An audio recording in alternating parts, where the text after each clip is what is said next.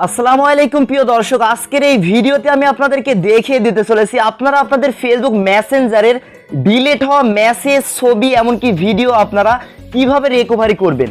কেউ যদি আপনাকে পাঠানোর পর কোনো একটা ছবি, ভিডিও বা মেসেজ ডিলিট করে দেয়, তাহলে আপনারা সেগুলো রিকভারি করতে পারবেন। তো সেগুলো যদি অনেক আগের হয়, কয়েক মাস আগের বা কয়েক বছর আগেরও যদি হয়, তারপরেও আপনারা কিন্তু রিকভারি করতে পারবেন।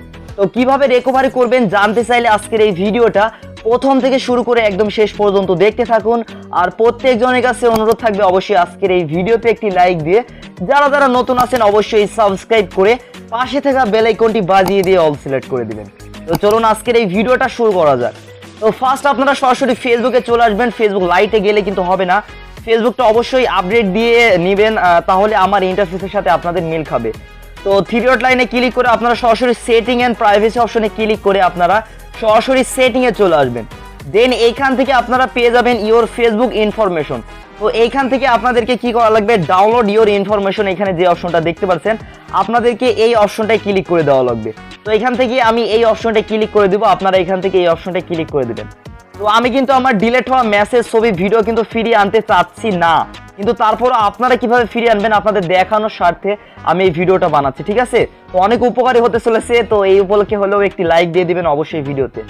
তো এখান থেকে আপনারা এখান থেকে প্রত্যেকটা এগুলো ডিসিলেক্ট করে দিবেন অল। তারপর আপনারা এখান থেকে কি ফিরিয়ে আনতে চাচ্ছেন, আপনাদের ডাউনলোড কি করতে চাচ্ছেন। আমরা এখান থেকে আমাদের ডিলিট হওয়া ফেসবুকের মেসেজ, ছবি, ভিডিওগুলো ফিরিয়ে আনতে চাচ্ছি। এজন্য আমরা সবগুলো ডিসিলেক্ট করার পর আমরা জাস্ট মেসেজটা সিলেক্ট করব। তো তারপরে এখান থেকে আপনারা কতদিন আগেকার আপনাদের মেসেজগুলো ফিরিয়ে আনতে চাচ্ছেন সেগুলো এখান থেকে সিলেক্ট করবেন। আমি এখান থেকে আমাদের প্রত্যেকটা মেসেজ, ছবি, ভিডিও যেগুলো ডিলিট করা হয়েছে সেগুলো ডাউনলোড করে ফিরিয়ে আনতে চাচ্ছি। তো এখান থেকে যদি সবগুলো চান তাহলে all of my data select করবেন, আর যদি কয়েক মাসের চান বা কয়েক সপ্তাহ চান তাহলে ডাটা রেঞ্জ অপশনে ক্লিক করে আপনারা সিলেক্ট করবেন। তো এখান থেকে আমি এটাই রাখলাম। তারপর HTML এগুলো আপনারা এরকমই রাখবেন, এমনকি মিডিয়া কোয়ালিটি এগুলো আমরা অবশ্যই হাই রেজুলেশনে চাই। তো এগুলো এরকমই থাকবে। তারপর আপনারা ক্রিয়েট ফাইল অপশনে ক্লিক করে দিবেন। তো ক্রিয়েট ফাইল অপশনে ক্লিক করার সাথে সাথে যে আপনাদের ডিলিট হওয়া মেসেজ, ছবি, ভিডিও চলে আসবে এমন কিন্তু না। এখান থেকে আপনাদের একটু পেন্ডিং এ হবে, আপনাদেরকে জাস্ট কি করা লাগবে, একটু ওয়েট করা লাগবে।